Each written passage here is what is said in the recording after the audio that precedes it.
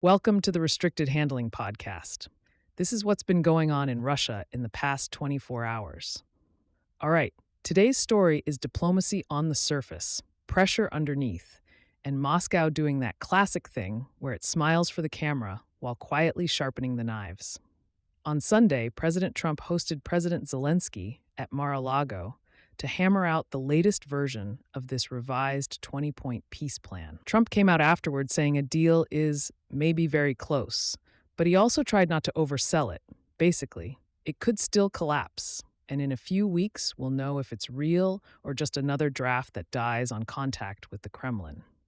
Zelensky called it a great meeting, said the plan is nearly complete, and emphasized security guarantees. That's the core of his message. If Ukraine signs anything, the guarantees have to be ironclad from day one. Trump sounded more measured and pointed to Europe taking the lead. And the European peace wasn't theoretical. European Commission President Ursula von der Leyen said multiple European leaders held an hour-long call with Trump and Zelensky, welcomed good progress, and basically said Europe is ready to lock this in if the guarantees are serious.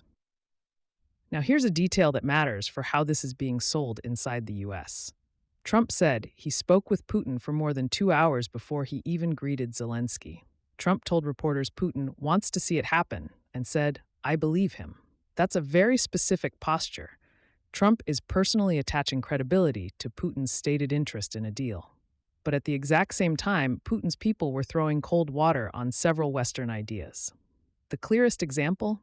Peacekeepers. Moscow doesn't just dislike the idea, it's calling it unacceptable. Lavrov went further and said European peacekeepers in disputed Donetsk would be a legitimate target for Russia's armed forces, and he accused Europe of being the main obstacle to peace. That's not subtle.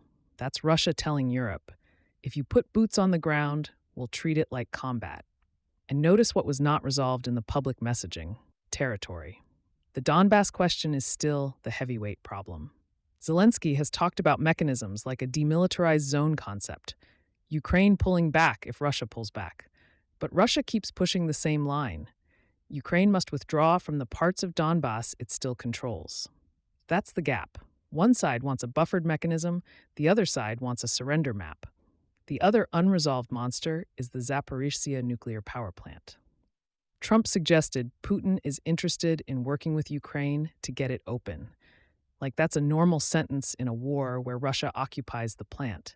Ukraine has repeatedly said it won't cooperate with Russia to jointly operate the facility.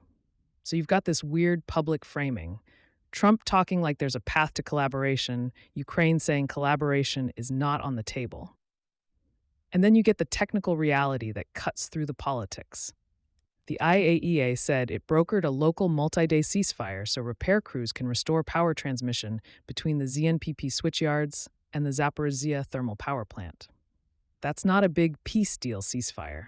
It's a very targeted pause so people can fix critical infrastructure near a nuclear complex. It's also a reminder that even without headline explosions, the ZNPP situation is still one of the most dangerous, high-stakes pieces on the board. Now let's talk about how Russia tried to shape the optics before this Florida meeting even happened. ISW assessed that Putin's December 27 meeting with senior commanders was timed to influence the Trump-Zelensky talks the next day. Putin and top generals stood there, on camera, making big claims about battlefield progress, claims that are designed to send a message. Ukraine is collapsing, Russia is rolling, you'd better negotiate on our terms. And ISW says that's not matching what open-source evidence shows. Russia's commanders claimed seizures and sweeping advances around places like Myrnorad and Rodinske and Huliaipol. But the open-source picture is messier. Geolocated footage published on December 28th showed Ukrainian forces operating in northern Rodinske. Russian forces appear to have operated in less than half of Myrnorad. In Huliaipol, the assessment was roughly 55%, meaning Russia's implied "we took it" narrative is ahead of reality. Here's the really interesting part. Russia's getting more sophisticated with the propaganda packaging. ISW points to these flag-raising videos, Small groups of Russian troops slipping into locations, planting flags, then the Russian Modi publishing edited montage-style clips across multiple points to create the visual impression of control. The idea is to muddy OSINT mapping and flood the zone with proof that looks decisive. It's a better produced version of a familiar trick. Show a flag, claim a town, dare anyone to disprove it in real time. Meanwhile, Russia is still striking Ukrainian energy with drones. Overnight, December 27th to 28th, Russia launched 48 drones, and Ukraine reported multiple impacts, including energy infrastructure in Kyiv and Chernihiv. Ukraine's energy ministry said about 39,000 subscribers lost power in those areas. Zelensky also put out weekly numbers, more than 2,100 drones, around 800 guided bombs, and 94 missiles launched at Ukraine over the week. Now, Ukraine didn't just absorb that. It hit back hard, and in ways that target Russia's ability to keep this war machine running.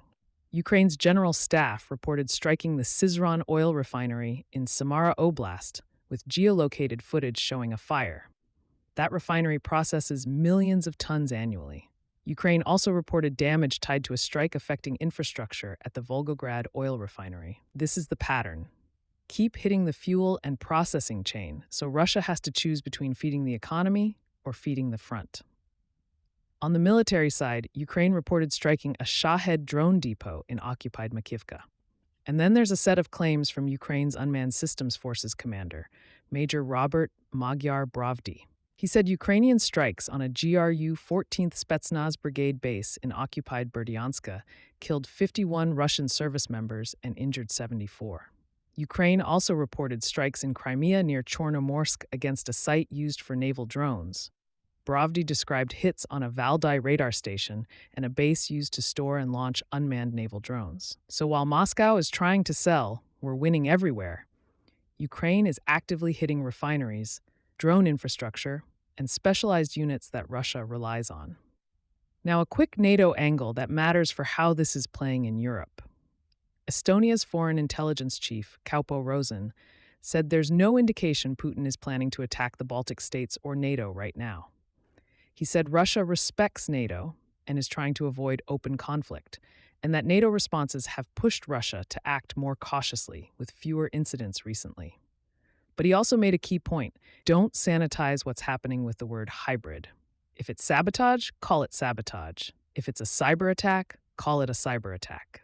That's a subtle but important shift in tone. Europe is getting less interested in euphemisms. And finally, inside Russia, domestic control keeps tightening. Putin signed legal changes, letting Russia ignore certain foreign and international criminal court rulings under specified conditions. Basically, more insulation against accountability mechanisms. And Moscow courts threw out a class action by WhatsApp and Telegram users challenging Roskomnadzor's call restrictions on procedural grounds, while the plaintiffs say they'll appeal. That's the atmosphere. War abroad, control at home, and the state making sure you can't even complain conveniently. So that's today.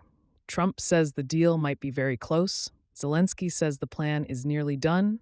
Russia rejects peacekeepers and keeps the territorial demands maximalist, while simultaneously running a slicker battlefield narrative operation and trading drone strikes with Ukraine's refinery and drone infrastructure campaign. Thanks for listening to the RH Podcast. Our daily intel briefs will continue next week after the New Year holiday. Stay safe until then.